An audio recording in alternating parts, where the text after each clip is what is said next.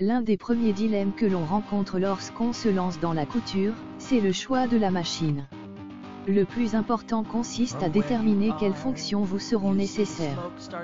Il n'est pas utile de partir sur un modèle trop sophistiqué si vous n'êtes pas certaine que la couture vous plaira. Mais gardez également à l'esprit qu'une machine bon marché ne sera pas toujours une bonne affaire. L'idéal c'est à la fois une machine simple d'utilisation et proposant suffisamment de possibilités pour vous permettre de progresser. Pour bien choisir sa machine à coudre, il est important de prendre en compte ses désirs créatifs et le temps que l'on souhaite y consacrer, occasionnel ou régulier, reprise, habillement, décoration, patchwork, broderie ou encore le type de tissu que l'on souhaite travailler. Vos projets vous guideront dans le choix de votre machine à coudre.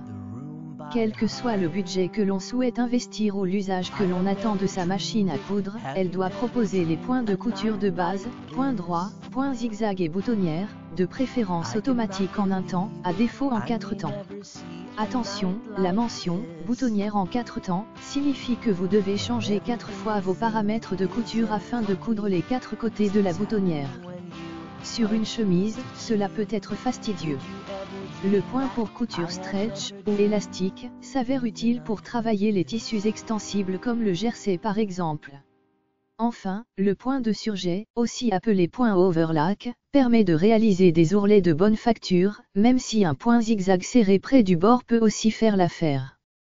La machine à coudre doit proposer un minimum de pieds presseurs, ou pieds de biche, 4 dans l'idéal, un classique, un pour les fermetures éclairs, un pour les boutonnières et éventuellement un pose-bouton, pour cadrer les boutons.